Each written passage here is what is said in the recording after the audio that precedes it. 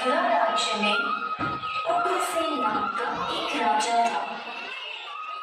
उसने अपनी पुत्री देवकी का विवाह वासुदेव नाम के युवक से तय किया।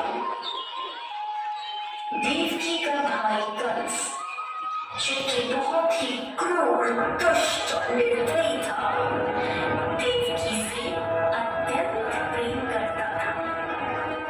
इसीलिए विवाह संपन्न होने के बाद कंस स्वयं उसको छोड़ने ससुराल गया।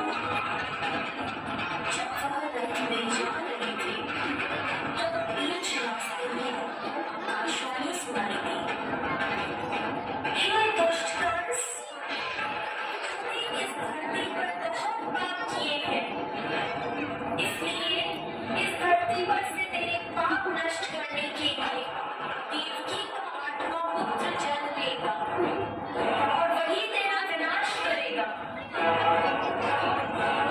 यह सुनकर कंस अत्यंत भयभीत व क्रोधित हो गया। वह बीच रास्ते में से ये रथ वापस मथुरा ले गए और देवकी और वासुदेव जी को बंदी गृह में डालकर बंदी बना दिया। समय बीतता गया। कुछ समय बाद देवकी की पहली संतान हुई। जैसे ही कंस को इसकी सूचना मिली, कंस ने उस संतान को मार दिया। यह उसके अत्याचार की शुरुआत थी। इस प्रकार कंस ने देवकी के 7 पुत्रों को उनके जन्म के तत्काल बाद ही हत्या कर दी। इससे वासुदेव और देवकी अत्यधिक दुखी थे। पर अंततः इस अंधकार के छटने का समय आ गया, जब भगवान ने धरती पर मानव रूप धारण करते हुए जन्म लिया। उस दिन का 30 वर्ष हो गई। भगवान ने धरती पर देवकी की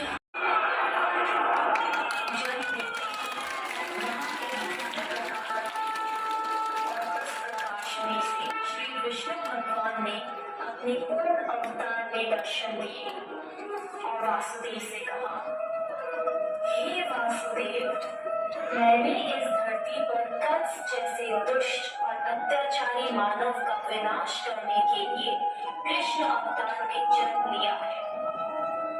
अतः मैं आपसे विनती करता हूँ कि आपके दोस्त नंद के घर ले चले, जहाँ उनकी पत्नी यशोदा ने बालिका को जन्म लिया है। उस बालिका को यहाँ लेकर मुझे यशोदा की मदद में सुला।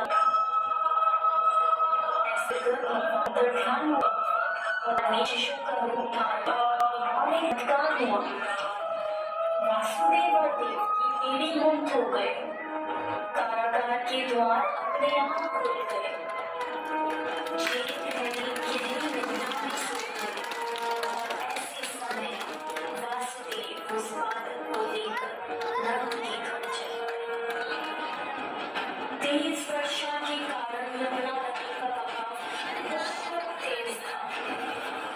यमुना नदी ने वासुदेव और उनके पुत्र के लिए रास्ता बना दिया और शेषनाग ने टकर छोड़कर कृष्ण भगवान को अपने फन फैला तेज बारिश से बचाया।